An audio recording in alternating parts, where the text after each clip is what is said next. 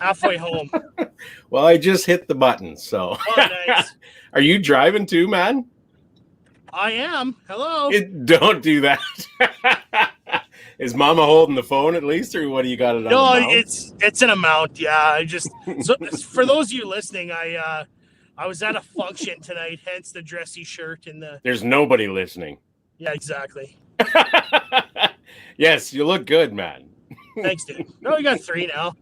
Anyway, so yeah, All sorry right. about that, but No worries. Yeah, I don't have the show notes in front of me either, so you're gonna have to do No, that too. that's all right. That's all right. Just get home, for God's sake. I'm trying, man. All right. For those of you that are on and are going to download and listen to it later, welcome to episode 19. Sean, Yes. Sean is en route. Yeah, I am home for once. It's all discombobulated here. That's right. That's how we do things at the First Focal Plane podcast. Yeah, isn't that the truth? Doug says, so we get to watch Sean take out the only moose he's going to get this year then. Yeah. No, I'm not on the highway, and if by moose you mean one of the larger ladies that work the night on 4th and Albert. You're already out of downtown. That's right. Yeah, I'm almost home. So. All right. Well, getting into business here. First Focal Plane podcast is again brought to you by EM Precision Rifles. Established in 2014, EM Precision Rifles in Leduc, Alberta is one of Canada's premier precision and long-range rifle builders. From lightweight hunting rifles and precision starter packages to extreme long-range hammers. EM Precision's craftsmanship speaks for itself, and they have the expertise to build you that once or multiple in a lifetime rig. Go get it done. Find them on Facebook, Instagram, and their website at emprifles.ca. You bet. And just to add to that, John and the team at Tundra have an EM Precision build that they're auctioning off. That's right. I can't remember what the price is per ticket, but it's cheap. So I think it's $25 if I remember correctly. Yeah. Yeah. So go get multiple entries into that, and you can win a rifle valued. What is it at $6,000 for a hunting package? Yeah, something like that. It's crazy. Yeah. I think it's a 6.5 by 284. Shane, if you're listening, post it on the page here and get it going. Yeah. You betcha. So how does that work? You know, like I've been meaning to enter into that because of our relationship. Can I even win that? I'm sure you can. Like, I don't know if I'd feel good about that, honestly. Well, it's a build from Tundra that I think John paid for, so I don't think there'd be any conflict of interest doing it. But I'm sure you could. You know what? So I just have to raffle it off again. I've got I have too many that I don't use already. Yeah, exactly. Tell me about it. All right, back to it. Tonight's Top Shot is brought to you by Bolt Action Coffee, bringing you exclusive award-winning specialty coffees to the precision shooting community. Boasting specialty coffee cupping scores of 85.5 or higher, Bolt Action Coffee Roast will get your morning started right and keep you on target all day long. Choose between Scopes Up, Overwatch, Suppressed, or for a limited time only, Bolt Action Coffee's commemorative 11th hour. That ended last Friday, didn't it? Yeah, and they sold out too. They did, yeah. That's done, but yeah. So you're shit out of luck that way. Okay. Well, too late, I guess. Find Bolt Action Coffee on Facebook, Instagram, and their website at boltactioncoffee.com. Shane popped in here. That build is a 6.5 PRC, Curtis Axiom Action, KRG chassis, Riton optic. A nice little 1 mile rifle, he says. Kelly Lynn, hola. Those Ritons are pretty nice, eh? Yeah, I didn't have much chance to look through it. The only one I've ever seen is the one that Shane brought to King of 2 Miles there, and I just had a brief look through it. It looked good from what I was able to discern. Yeah. Mike Hynek's here. Hey, Carrie. Well, and I wanted to add to the Bolt Action Coffee ad read. If you guys want 10% off your order, use code First Focal Plane, all caps, and you get 10% off. And by doing so, you actually support the show. So yeah, thanks for everyone. Thanks for everyone who's placed an order so far. It means a lot. So you betcha. All right, and lastly, Call Sign 66. They're a veterans-based organization founded to facilitate multi-generational passage of information, ballistic applications R&D, and shooter development. Their collective function is morally motivated and experience-based. Welcome to the Brotherhood. Find them on Facebook, Instagram, and their website at callsign66.ca. All right, Sean. Yo. Who are you? I am. Do we even care to do this?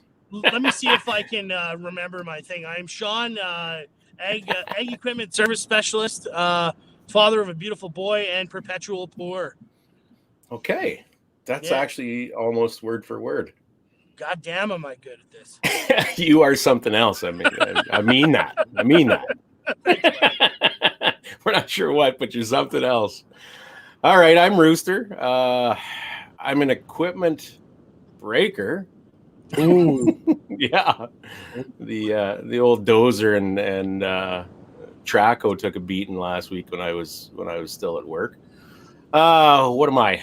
I don't know. I'm a father. I'm a hunter. I'm a shooter. Long range guy. Sort of precision guy. Sort of help other people out with their load development, things like that. Yeah. You gotta. We just gave you another one to do. I know. It's right up there. The old, that's it. That thing's a beauty. I kind of wish you guys hadn't sent that thing home with me. Now I want to keep it. Oh, it's nice, eh? Besides the barrel being not indexed properly, wow, that gun is mint. That gun is. I like that thing. I've always liked those old Model 700 varmint specials. The old late 70s, early 80s varmint specials. They have a deep place in my heart. They always have, and now I got one in 308 sitting in my gun room here. Nice. I don't know if you guys are going to get it back. Well, yeah. Well, we better, because we paid money for it. So I'm just kidding. Take your time. Well, you got to do my custom gun first. I know, and Jens's is ahead of yours, so. Give me some time, man. I've been home like 6 days over the past 40 or some stupid thing. So yeah, just breathe a little bit. Are you at home now? I am, but I might as well just keep going. Yeah, all right, whatever you want. Where do I find that draw here? For what? For Tundra? Yeah. It's on their Facebook page. And then you just EMT $25 to here. I'll see if I can find it on my other device here. Okay. But yeah, anyway. Well, we really didn't have too much of an agreement on topics today. But the federal election in the US. Yeah. Something we always decided we weren't gonna hammer too hard. There it is. Carrie's got it. Carrie coming through in the clutch. At a girl. You bet. So yeah, the federal election. So what a shit show that is. Jesus. I cannot figure a lot of this stuff out.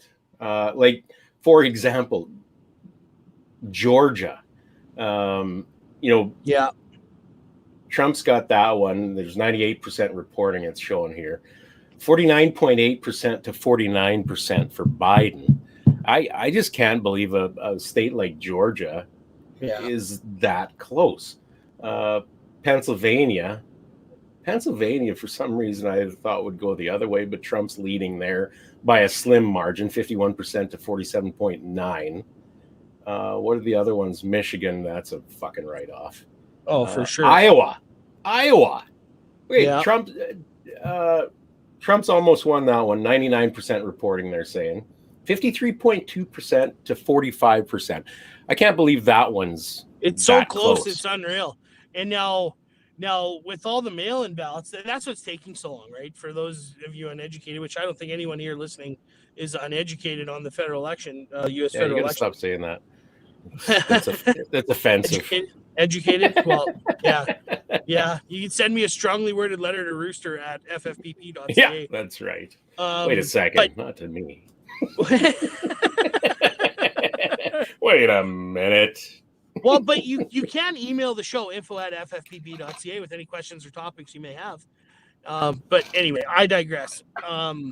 So, with all the mail-in ballots that's going on, and especially with what's been going on in Pennsylvania, I'm not sure what's going to happen. Well, like Mike says here, it doesn't even matter. We won't know for weeks, so no point getting excited now. Mass fraud in 3 states. One person who voted in Detroit was born in 1823. It's all going to the Supreme Court. What a bloody mess. And we knew it was going to be, right?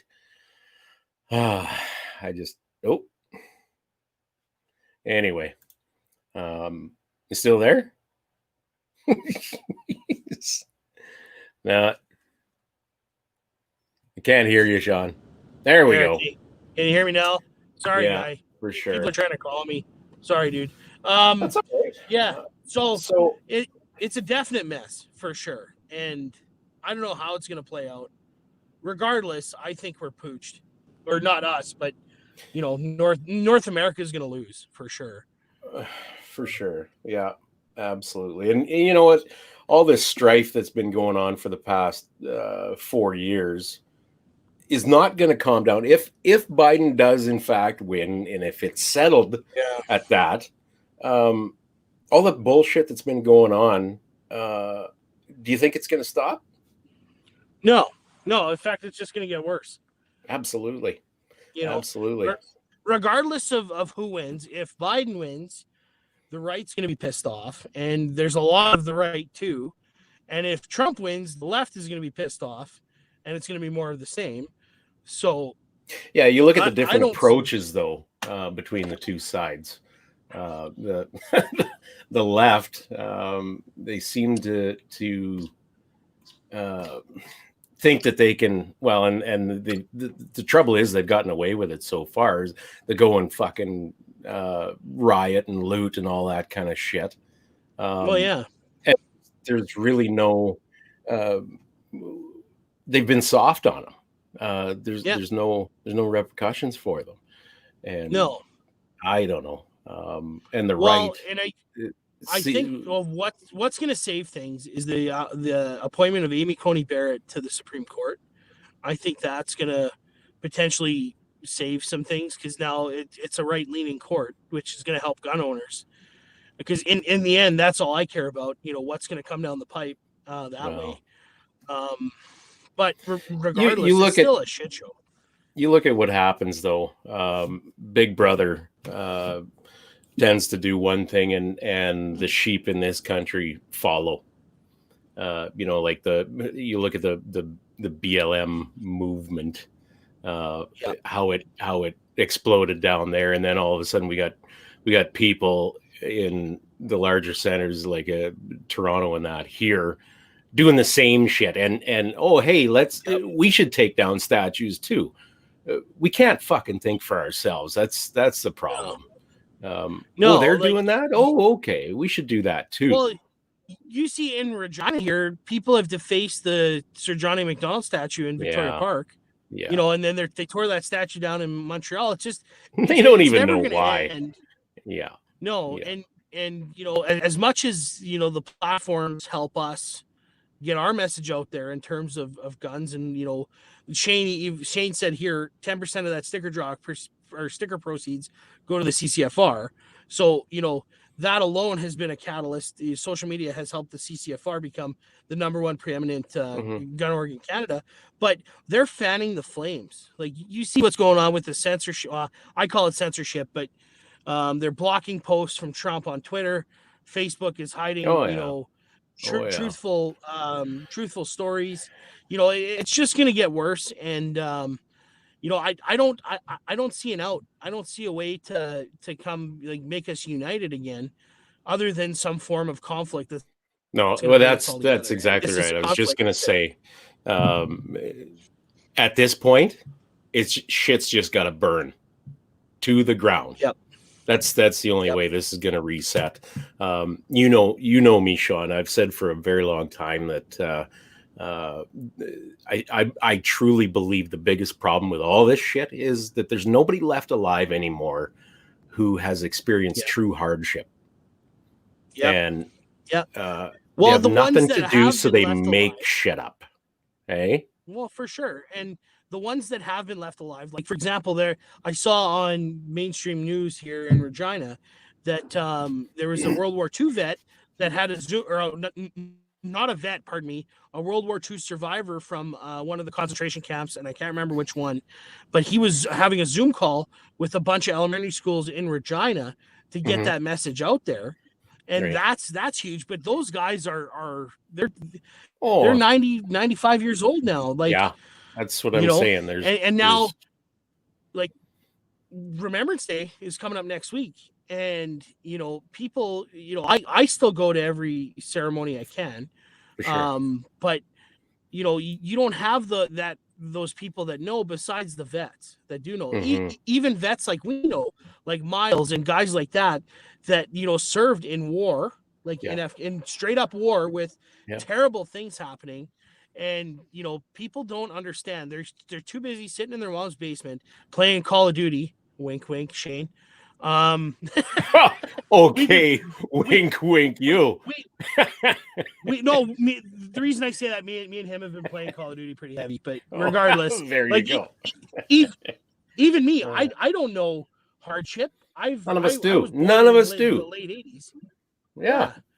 What was hard for me was when I didn't get pizza on Friday night or whatever it was when I was growing up. Like that's the extent of it. Not like, oh shit, what are we gonna eat today? Or we wake up like in Africa, the guys that wake up and be like, oh shit, they're cutting off all our heads today. Hey, did I ever tell you that story about the time I went to a clinic and I got this East Indian doctor, like he was a white guy, but he was from India. Did I ever tell you that story about the no antidepressants and all that kind of stuff? So I was sitting in this, I got taken to his office and waiting for him to come. There's a sign on his wall that said, this was a long time ago, that these medications will not be given out without your family doctor's prescription.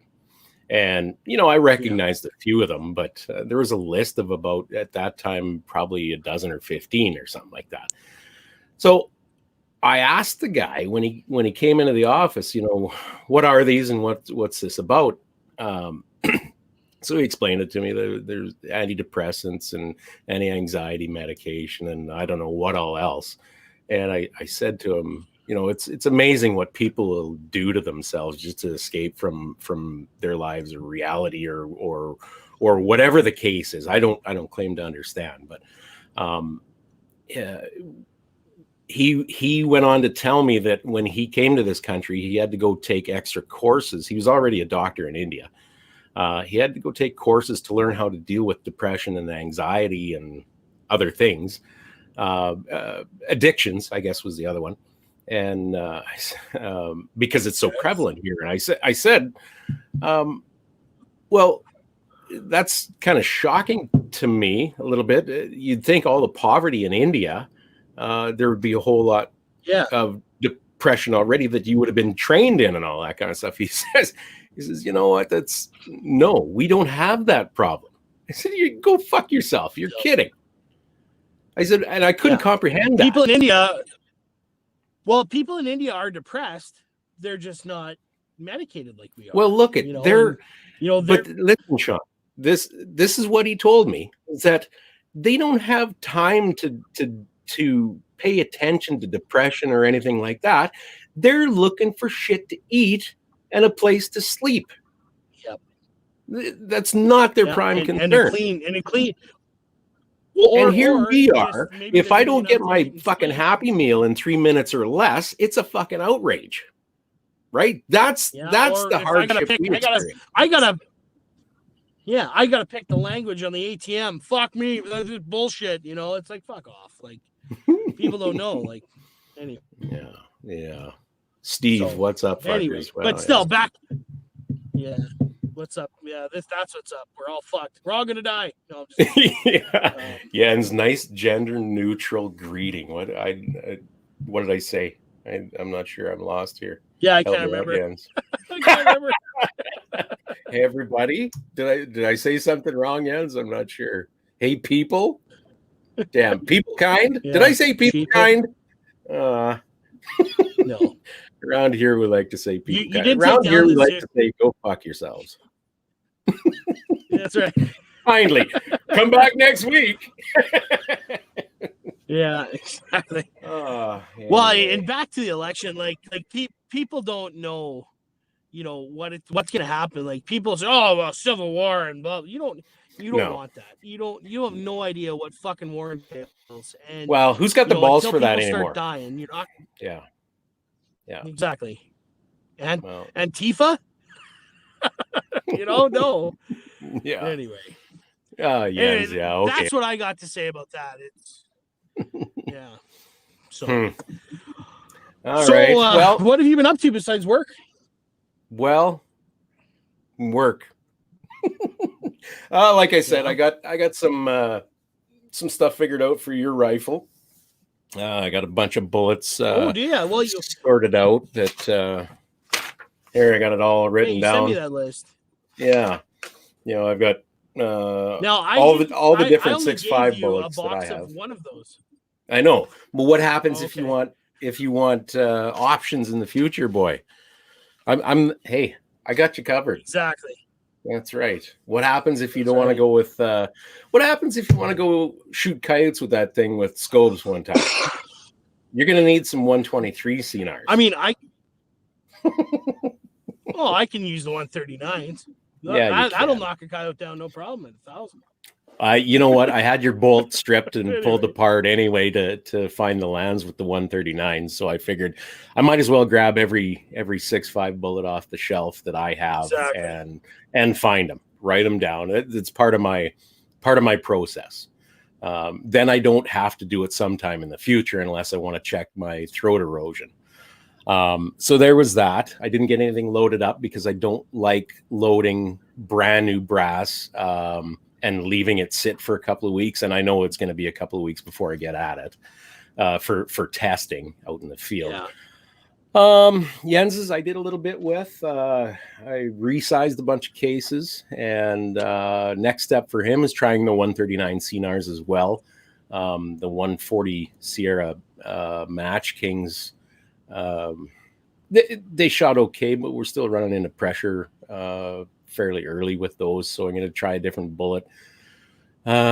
Maybe primer. I don't know what next. And then of course this old 308 here, I took it all apart yesterday and it looked like there was still packing grease on the bottom of that action and in the trigger and everything else. So I stripped it right apart and cleaned it all up. Yeah. Dunked it in acetone for a day and so scrubbed it and started finding here's a question for you. How do you sorry, Curt, how do you lube your bolts? Do you lube them at all, or what's Shane's gonna give me shit for this, but Steve won't. I'm a grease guy, light coating of grease of course on the lugs. I generally don't do a whole lot of lube on the bolt itself unless it's given me some grief. Grease on the bolt gets goo everywhere, and especially depending on the kind of grease you use. If it's a heavier grease, like I have some synthetic grease here, and it works well, but in time it Steve, grease for the win. In time it gets really really tacky. So Spudman says he lubes with a smile. And I bet. Wouldn't grease be a magnet for particulates and that sort of thing in the field? It all is, Sean. It all is. I don't care what you put on anything.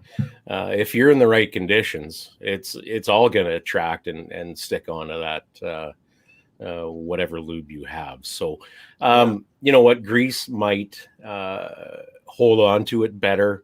Might act like a like a lapping compound, I suppose, if you get enough grit on there. But I mean, you know, if you're maintaining your weapon like you should be, I don't know that it's much of a problem. I'm not sure why guys like Shane are so opposed to grease. It's not like you're taking a grease gun and throwing 4 shots on it and leaving it like that. So I think the way both Steve and I you're do just it putting is a just very a light nice film on it, right? Sure, you betcha. Yeah. Yeah. David Ryan, grease wins in permissive with my environments. gas guns, Am I lagging here? It does, Sean? and that. No, I think I am. Sorry, guy. Oh, here, that's all right. You keep asking questions, and I'm going to run in here, okay? Sure, sounds good. I'd have to agree with the